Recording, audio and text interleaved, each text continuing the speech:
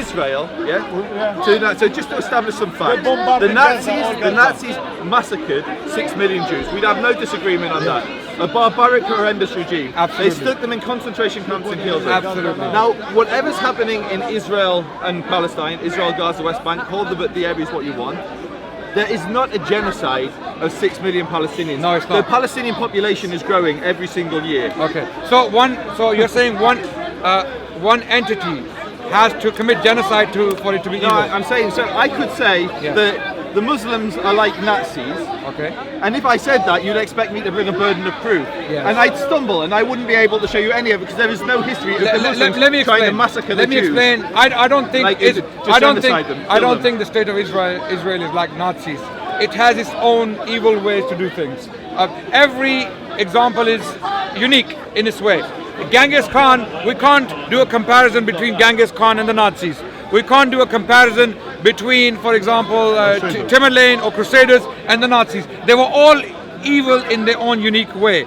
Likewise, every apartheid state in the world, whether it was South Africa or whether it was the American South in the 19th century or whether it is Israel today, some academics, as you are well aware, actually believe that Israel is actually an apartheid state. There are Western politicians who are saying the same thing. They believe this. There is a lot of hoo-ha about this. There's a lot of noise about this. If you criticize the state of Israel, people accuse you of anti-Semitism, which is very, very wrong. Okay, being anti-Semitic and being anti-Israeli policies are two different things.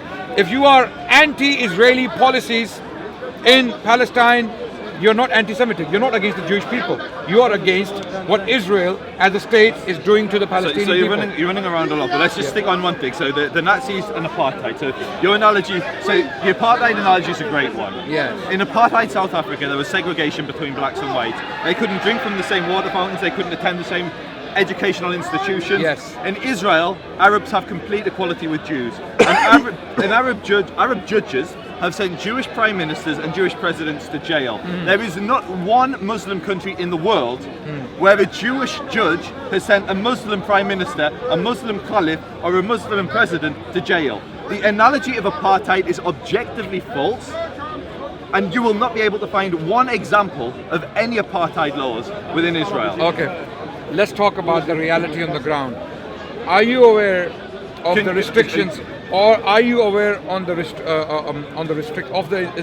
restrictions on the Palestinian people? How they cannot move around freely, how the people of Gaza cannot leave at will, they cannot get treatment, and Gaza is a concentration camp. It is a giant concentration camp with how many people are there in Gaza? What's the population of Gaza? 3 million. I don't know how many. Sorry? It's under 3, it's under 2. Okay, 2 million. Okay. They're reducing every year. And Israel has recently bombed residential areas, deliberately target. Why do I say deliberately? Let's stick on the apartheid, then we can go on to the bombing. So you mentioned freedom of movement, which is a very fair point. And so if you're a Palestinian living in Gaza, you're absolutely right. There are restrictions on movement.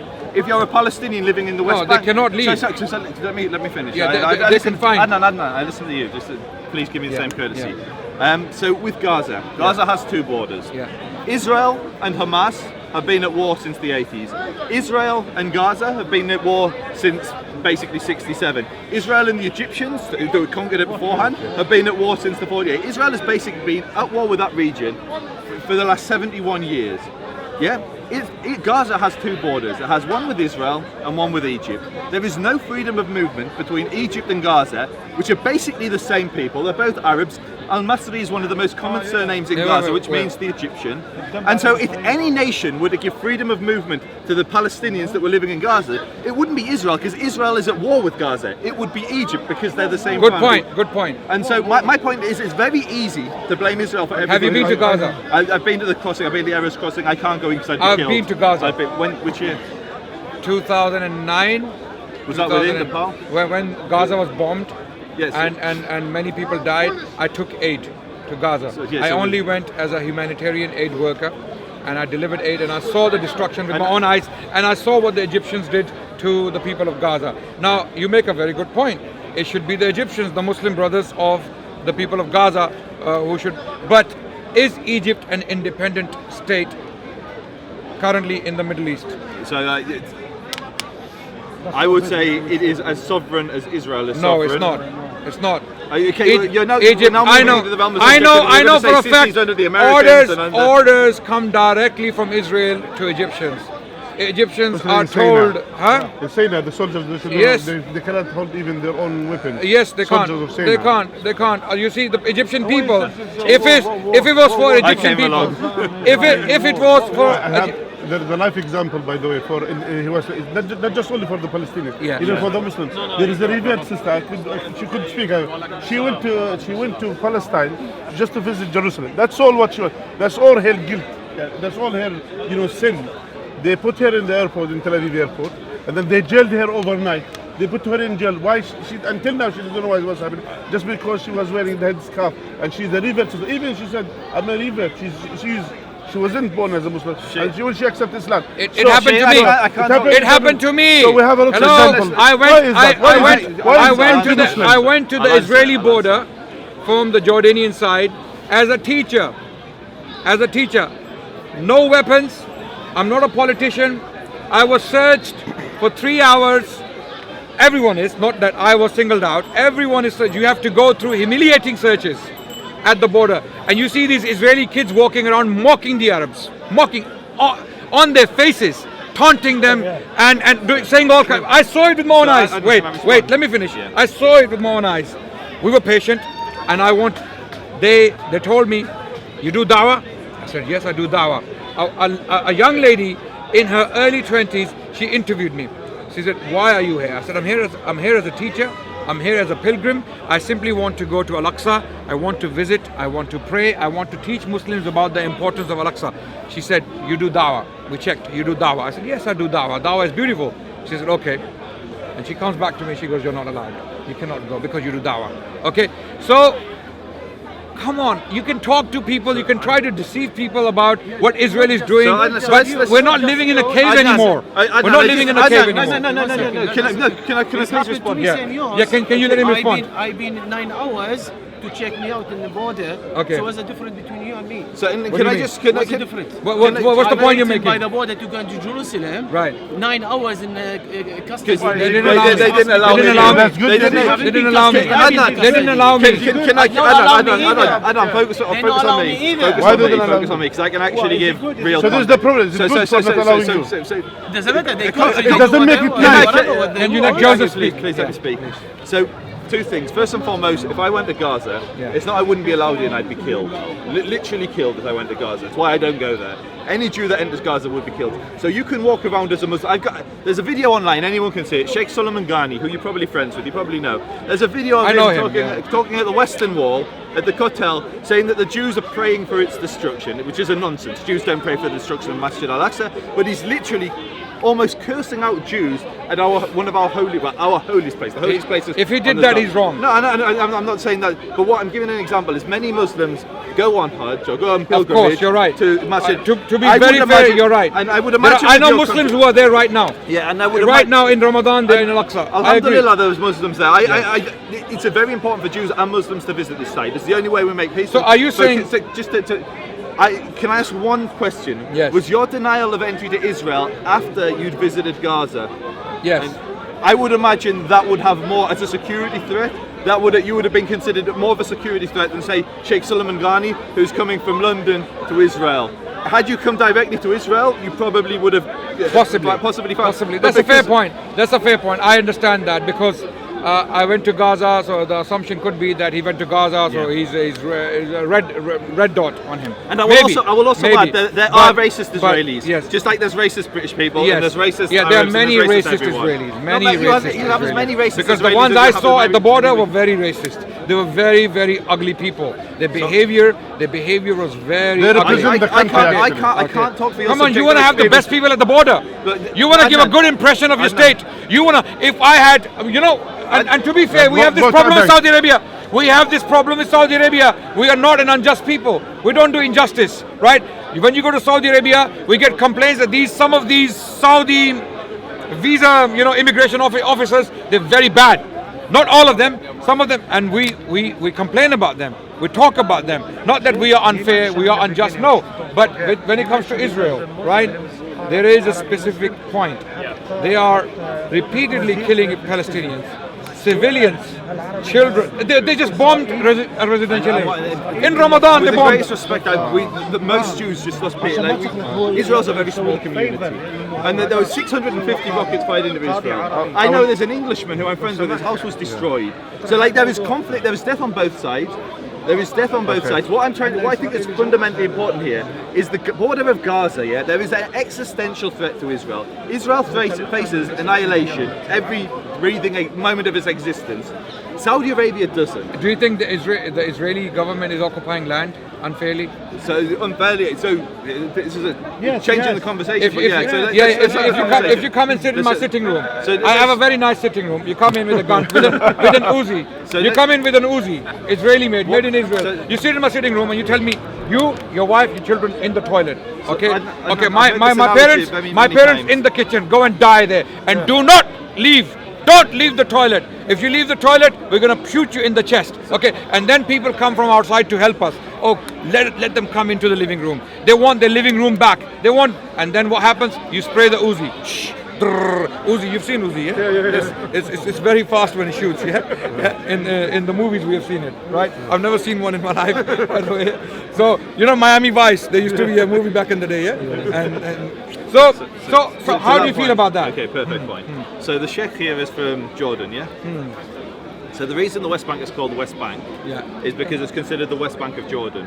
In 1948, Jordan conquered the West Bank. That's not true. No, it made it part, and that's why all Palestinians were offered the right to Jordan citizenship. never conquered. Okay, stop. Jordan never conquered anything. Stop. How did you say this? Stop. Listen, Sheikh, listen. Let him finish. I was respectful to you. Yeah, Don't please. laugh at me. Please. So in 1948, That's funny, sorry. In 1948, Jordan took control of the West Bank. It declared itself sovereign over the West Bank. Britain and Pakistan recognized that sovereignty. The Palestinians, they weren't yet Palestinians. Britain recognized Jordan's sovereignty over the West Bank. The green line that everyone talks about, the 1949 armistice line, was the temporary peace treaty between Jordan and Israel. That's now the green line. This is where you're getting you're in my house. But what I'm trying to tell you, before you laughed at me, which isn't a very Islamic thing to do, by the way, they're ridiculous. What do you say, conquered? Conquered is not the right word. So was there a military army in there? Did they have their troops in there? You choose the worst example, actually. Okay, the worst. Was the Jordanian army in there? Listen. Was the Jordanian? Jordan is Jordan, not the West Bank, and they had their troops there. We are not discussing about Jordan or Palestine. But that's convenient. We're not discussing that. We're not discussing this. We're not discussing that. The point is, Joseph, the issue, the conflict. What is the purpose? I mean, Jews and Muslims have lived together in peace for centuries. Muslims protected the Jewish people from extinction. I don't say this. Jewish historians are saying this. They are saying this, that the Jewish people were saved, they were protected from extinction by the Muslims, whether they were the Andalusian Muslims or whether they were the Ottomans or in the Middle East. Jews were protected for over 1,000 years by Muslims.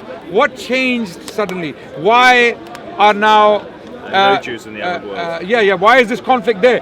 The conflict is there because something changed. Dynamics changed. Geography changed. These very vulnerable Jewish people who were entirely dependent upon Muslim protection for over 1,000 years suddenly became very powerful. They got their hands on weapons and they occupied land that never belonged to them. So if we study the history of Zionism, I'm finishing. Theodor Herzl, right? He went to the Ottoman Sultan. This is well documented. This is not legend. This is not stories people telling like Ertugrul, the drama. It's not like that. Sultan Abdul Hamid was approached by Theodor Herzl, who went to the Sultan and he said, give us Palestine and we will pay your debt. The debt you owe to the Europeans, we will pay it. Sultan Abdul Hamid refused. He plainly refused. He said, Palestine is not mine to give it to you. It belongs to the Muslims. It's not mine. So what happened? The First World War happened and the outcome was the British mandate and lo and behold, the State of Israel. Okay, on gunpoint, a lot of land was taken. You know about Nakba, yeah? Nakba? Is it Nakba? Nakba, sorry, Nakba. Nakba, the catastrophe. You know about it. Yeah. What happened? Okay, so just before we go there, you kind of run. So what tends to happen in these conversations is we deal with the point, and then when I'm debating a Muslim will tend to say, "But the Jews and the Muslims always get along. Look at how great it was." We do. And we are so getting along. I think it's always a respectful conversation with you. But what I would say is, it's very, very easy to say when confronted with today's politics, but it was good in the past, and at times it was good, and as we've agreed before, at times it wasn't great. What fundamentally changed, with the Jews actually gain their independence and stop being subservient to the Muslims. You said the Jews got weapons, they got this, and I wouldn't argue with that. The Jews did. They were able to arm themselves. They were able, as we see. I wouldn't say Jews. I would say Zionists. I would say Zionists. Can I try not and make the my Jews. point? Can I make my point, please, Adnan? The overwhelming majority of Jews in the world. I would say Zionists. The overwhelming majority of Jews in the world today are Zionists. So it's a moot point. What I was trying to say was debatable. It's not debatable in almost every poll. Which statistic and so it's almost every poll. Which statistic that you are referring to? Is it your own? It's a combination. So in America, you would look at the ADL surveys. In the UK, you would look at Jewish policy research and BICOM surveys. All the Jewish people we see in Stamford Hill and Golders Green. So you're telling me all those Orthodox Jews are Zionists? The overwhelming majority of Orthodox Jews in Golders Green, definitely. That's your claim. In Stamford Hill, you have Satmar and Nature Carter who are against. You then have communities like Bells, which are on the indifferent. And so there's a spectrum of opinion within Ashkenazi, ultra-Orthodox, or what we call Haredi Judaism. But it's a tangent, because what I'm trying to say is that Zionism should be seen as the ultimate inspirational story of liberation. Nobody here would argue that the Jews were oppressed. Nobody here would argue that the Jews were slaughtered. By Muslims? At times, but most of the time, no. Well, at times the Jews are slaughtering people. Can I just try and make my point? Adnan, I let you speak. Please let me speak. And what happened was, from our own strength, in our own courage, we were able to overthrow those that oppressed us. We were able to establish a homeland, which, in theory, are you a Jew? Yes, I am a Jew. But please, okay. What, Christian? No, we're having a separate conversation. It's not an open debate. It's not a Q&A. And so all I'm trying to say is it should be seen as an inspiration. In the same way that if the Palestinians were to achieve national liberation, you could argue the same argument. Here's the story of inspiration. The Palestinians, I would agree. The situation in Gaza is horrible. It's one of the things that I pray is improved. I don't want. Keep praying. Yeah, no, I do. I pray. Like you, Adnan, I also pray for peace. Most Jews pray for peace. Most Israelis pray for peace. Most Zionists pray for peace. Most Zionists pray for peace. Overwhelming majority. Every single Zionist prays for peace. So if a South African black told you that most whites pray for peace, they want the apartheid to be lifted, how would you feel about that? How many Zionists do you actually know, with the greatest respect? The ones I've met, my experience has been very unpleasant. When I met them in Israel, I didn't want to see them again. So you're dealing with one of probably the most visible Zionists in the UK, myself. Well, you're one of the nice Zionists. Thank you. Yeah. All Zionist means is you support Israel's right to exist as a Jewish country. In the same way that you could say, we as Muslims, in that sense, we are Zionists as well. Let me tell you, we support the right of the Israelis to exist.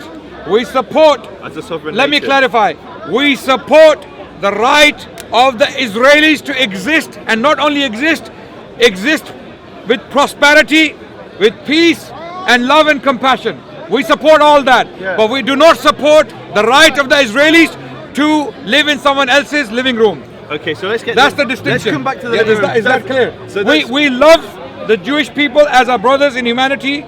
We love them, we have sympathy for them, we have compassion for them. We have been taught by our Prophet to have compassion towards the Jewish people. It is in the Treaty of Medina. It is in the Constitution of Medina. The words are there that you must extend sympathetic treatment towards the Jewish people. Therefore, our civilization, hence the Muslim civilization protecting the Jews for over 1,000 years. But what we do not appreciate, that a Muslim entity or a Jewish entity claiming to be Jewish or a Christian entity comes into our lands and takes it by force. For example, look, ISIS. Why are we against ISIS? Why are we against ISIS? We are against ISIS because of the crimes ISIS has committed. Why are we against the Zionist state of Israel? Because of the crimes it's committing, not against the Jewish people. Right? Why are we against the Crusaders? and those right-wing Christian extremists who are blowing up or shooting people in mosques. Why are we against them? Because they are extremists. They don't represent the people. So we're moving It's very away clear again. now. So let's come back to the main point, which is the living room analogy. Yes. Yeah. And so I think this is fundamental. Just in a very short description, could you describe to me what you actually mean? So would you consider Tel Aviv to be the Palestinian living room? Just so I can understand what we're talking. I consider the entire territory of Palestine. Okay, perfect. It belongs to the Palestinians. Okay, so if the Jewish people want to live there, they have always lived there. We have no problem with them having swimming pools and their parties, no problem with their barbecues. We have no problem with that. So they can enjoy it. So They've enjoyed it under Islam. Adnan, your problem isn't Jews living in the region. We understand that. You're not a savage. You're not a brute. No, I have no problem. You're happy to live, and you're happy for Palestinians to live side by side with Jews. We get that. Absolutely, What 100%. your objection Occupation. is a Jewish state. Oppression. No. Oh, so you've got no problem with Israel as a Jewish state? No. Okay. Occupation. Okay. So Occupation of Palestinian land. So this is what the Muslims have a problem just with. real simple definitions. Yeah. Is Tel Aviv occupation of Muslim lands? I am saying whatever land, whether it's 1 inch or 1 million inches, I don't care. But I need definition of your border. Whatever land the Zionist establishment has occupied forcefully from the Palestinians, whether it was done in the 40s or whether it was done today. Then you don't support a Jewish state there. Why do I need to support a state? I don't support the so-called Islamic State. I don't support ISIS. I believe they took Mosul by force and they were forcing the population into things. A minute ago he was saying a Muslim he put someone on a jail. Look. You a minute ago we as said Muslims are Muslim. consistent. Everyone calm down. It's a very respectful discussion. I really appreciate that Joseph is giving us his time. Yeah, we talked about it. We are talking right. about it. Why are we against ISIS? Why do I keep mentioning ISIS? Because they forcefully took land and Muslims didn't want them there. It's not about Israelis or the Jewish people. Some Zionists try to make it a Muslim-Jew problem. Yeah. It's not a Muslim-Jew problem. The problem is occupation. Why were the Muslims of Iraq, of northern Iraq, Mosul, against ISIS? Because their land was taken forcefully by this vicious, barbaric group. Right? Likewise, wherever occupation takes place, forcefully, whether it's done by Muslims, Jews or Christians, it is to be condemned. So this is what I'm trying to understand, Adnan, and it's really, really hard just to get a not straight answer. An answer I understand, because in one breath you're saying that you're not opposed to the state of Israel existing, and in the other I am breath opposed to any occupation. So but then you're saying that the Jews being sovereign over Tel Aviv, you're considering I'll an give you an occupation. example. Is it only Jew or Tel Aviv? Only Jew or Muslim as well the there? Zionists were offered Uganda. It was actually part of Kenya, but the Uganda plan. Zionists were offered Uganda as a state, as a home. If the people of Uganda were happy with that, they gave that land willingly, signed the treaty, right, with the Zionists and gave that land to them, I would have no problem. Happily, no problem. But if they walked into it with guns and tanks, come on, that's an occupation. No human society, no civilized society in the world. With the greatest respect, Muslim armies, as you've admitted in conversations with us before, have marched from Arabia right the way to Western Sahara. Yeah, absolutely. And so you're right. And so you're right. And so it was a state. It was territory taken by force, no doubt. But so why is that however, that was definitely an occupation. No doubt about that. Muslims did occupy land from northern China up to southern France. Definitely. What happened? The important point is, what was the aftermath? The aftermath was that the people of those lands, the people of those land wanted the Muslims to stay. I'll give you one example, because I can't give you all examples. Time is limited. Syria. When Muslims came to take the city of Damascus, we are told by Dionysius, a Greek historian, and by a Muslim historian called Qadi Abu Yusuf, the student of Imam Abu Hanifa rahmatullah. They both tell us that when Muslims came to Damascus, the first time the people of Damascus saw them, they thought these barbarians have come to eat us. They're going to kill us, they're going to savage us, right? They fought. But when Muslims had overtaken the city of Damascus, the people of Damascus realized, hold on, these people do look like barbarians, but they're actually not barbarians because they came from the desert. They were not as civilized as the Byzantines, right? So once they took over, what happened? Their government was established, Then Heraclius, the Roman emperor, he mustered an army. He wanted to take the land back, the land of Syria back. What happened now? This is very interesting. The people of the land of Syria, they supported the Muslims, Christians. Byzantine Christians supported the Muslims against not Byzantine Christians, the Orthodox Syrian Christians supported the Muslims against the Byzantine Christians who were coming with Heraclius. It doesn't stop there. Same thing happened in Egypt. When Muslims took Egypt, the Coptic Christians, they backed the Muslims against the Byzantines. Why? So tell me, now give me an example, if Israel has taken the land by force, and this is a reality. Israelis are there. Wait, are the Palestinians saying today, Israelis, please stay, please protect us against our Muslim brothers? So it's a valid comparison, right? Respond to those points. So what are the Israelis doing to the Palestinians? That's the question. I'll let you speak, but please allow me to respond. So in some instances, you're right. Islam was accepted by the people. In other instances, the people spat Islam out. So an example would be Spain, Iberia, the Iberian Peninsula, all the way up to Vienna. Muslims were Islam was rejected. No. Islam was accepted in drives.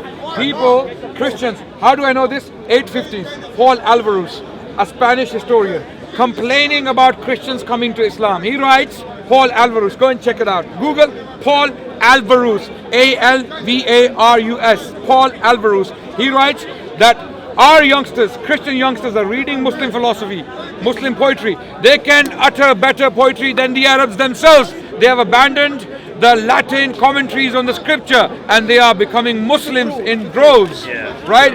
So Muslims, Spanish native Christians were coming in drives. Adnan, you have to let me speak. I respectfully listen. So you made a point, I was correcting it. No, but I didn't correct your point. So as much you said that I disagree with, so you at least allow me to finish what I'm saying, as I did with you. So, irrespective of what you say, there was huge wars in Europe between Christians and Muslims. The rejection of the gates of Vienna, the rejection of Al-Andalus. You're now jumping from Al-Andalus to 1531. But let me please make a point. You're jumping centuries, not only centuries, millenniums. And that's fine, and that's fine. I'm at liberty to do that. Wars did happen, no problem. Yeah, you're right. Muslim empires did fight wars. Not Europe's the wrong word because you have nations like Albania, but Iberia is no longer Muslim. Yes, it's not. And that's because of wars fought between because Catholics Christians. Systematically wiped out the Jews and the Muslims. Do you know about the Jews? Yes, absolutely. The Jews are Adnan, please let me speak. Please let me speak.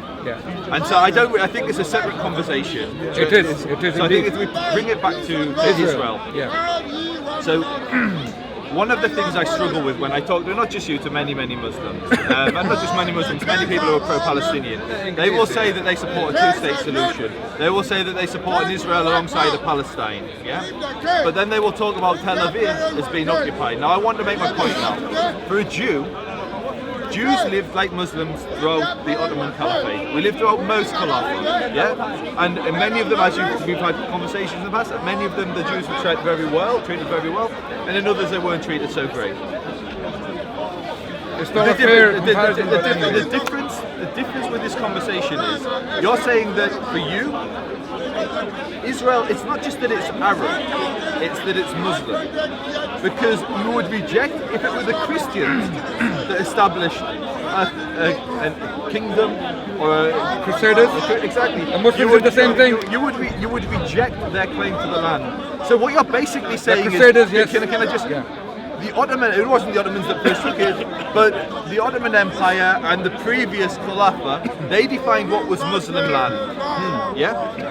And then the other minorities that lived within those lands, they have no right to self-determination unless they are under Islam as a dhimmi. And I'm not going to get into an argument about what it was like to be a dhimmi in a Muslim state. It's a separate conversation.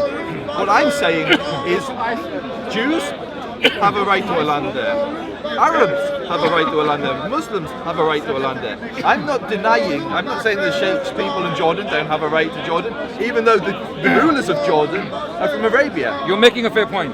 What you're saying is that Israel has power over the land now. Israel has occupied the land, however it has done it. Not even occupied. there were two people that are indigenous to the land, I would say. If Arabs have been living there pre the Arab conquest, and certainly from the Arab conquest, they've been living there long enough to have a claim on indigeneity. So if you've got two people that claim ancestry, so I've got friends from Gaza, Jewish friends, who live there for the Palestinians. years. Yeah, the Palestinians.